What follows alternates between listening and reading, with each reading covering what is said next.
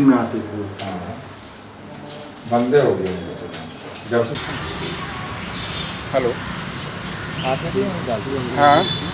किसान का कहे आप चलाइएगा, किसान वाला चलाएगा।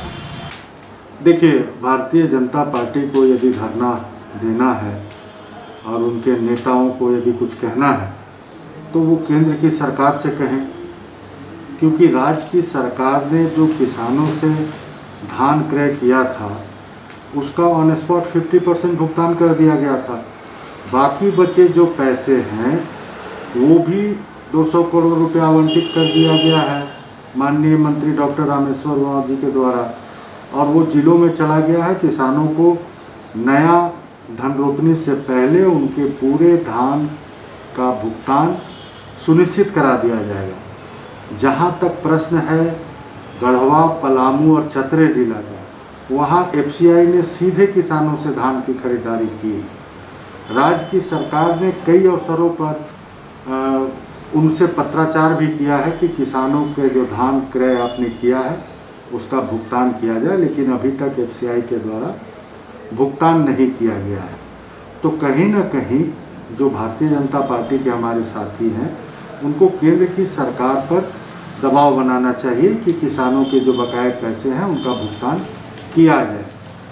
रोहिणी नक्षत्र यानी हमारे कृषि मंत्री बादल पत्रलेख जी ने ये किसानों को आश्वस्त किया है कि 25 मई से पहले हम सभी जिलों में रोपनी का धान 50% अनुदान में उपलब्ध करा देंगे। कई जिलों में धान पहुंच चुका है, वहां वितरण भी हो रहा है और किसान बढ़ चढ़कर धान के बीज खरीद भी रहे हैं। तो समय पर जो है बीज उपलब्ध कराना, ये सरकार ने पहली बार ऐसा सुनिश्चित किया है कि रोपनी से ठीक पूर्व उनको बीज उपलब्ध हो जाएगा। राज्य की सरकार पूरी तरह से किसानों के प्रति प्रतिबद्ध है, चाहे किसानों के ऋण माफ़ी को लेकर के हो, उनके द्वारा बेचे गए धान अनाज को का भुगतान को लेकर के हो, समय पर उनको बीज उपलब्ध कराने को लेकर के हो। ये भारतीय जनता पार्टी के लोग सिर्फ भ्रम फैलाने के काम कर रहे हैं, उनका कोई सुनने वाला नहीं है। और उनको यदि अपना विरोध और प्रोटेस्ट करना है तो वो केंद्र की सरकार के समक्ष करें, एफसीआई के समक्ष करें कि किसानों का बकाया भुगतान किया जा सके। बीजेपी का जो प्रोपगंडा है वो शुरू से प्रोपगंडा पे ही बीजेपी चलती है, और बीजेपी का हर तरह का नौटंकी रहता है देश में। कभी वर्चुअल धरना, कभी वर्चुअल रैली, तो ये सब फालतू का कि उसको ज़मीन पे आके काम करना चाहिए, ज़मीन पे देखना चाहिए कि किसान को क्या मिल रहा है नहीं मिल रहा। अभी कोरोना काल में किसान को के लिए जो कर रहे हैं हेमंत सोरेन जी, तो वो कोरोना काल में जिस तरह से हेमंत जी काम कर रहे हैं उस तरह से बहुत लोग नहीं कर पाएगा। और जिस तरह से अपने धैर्यपूर्वक के इस कोरोना काल से लड़ रहे हैं, तो इसमें सरकार को सहयोग करना चाहिए, न कि वर्चुअल रैली। अभी काम है कोरोना का, बात कर रहे हैं किसान का। जब बात करना होगा किसान का तो बात करेंगे पाकिस्तान का।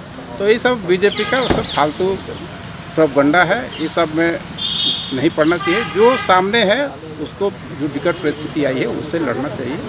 तो इन्हीं के साथ मैं बीजेपी को कहना चाहता हूँ कि आप इस तरह के कार्यों से बचें और जो जन सेवा है, जो जिससे कि जनता की सेवा हो सके, वही काम की। जनता पार्टी के लोग नाटकबाजी कर रहे हैं, घर में वर्चुअल रैली धरना दे रहे हैं, रोड पर आना चाहिए उनको। और किसानों की जो बात कर रहे हैं, पिछली सरकार में, अपनी सरकार में उनको देखना चाहिए, अपने गिरमान में झांक कर देखना चाहिए।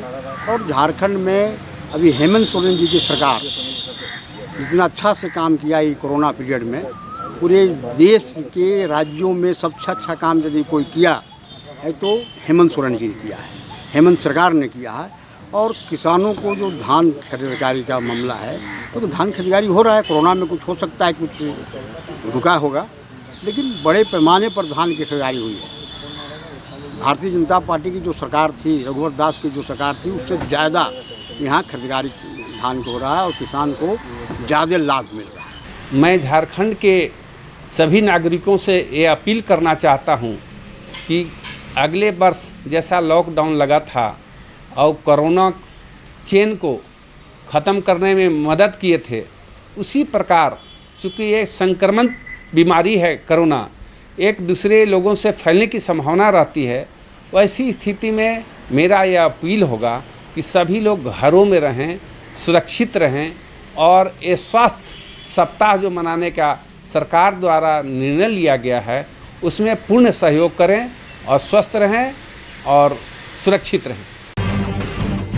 जब टूटती है आस, जब थकती है सांस, जब रूठते हैं अपने, मुंह मोड़ता है जमाना, जब अंगड़ाई लेता है संकल्प, फिर बनती है कहानी, बनते हैं अनमिट निशान। देखिए मेरे साथ संघर्ष की दास्तान।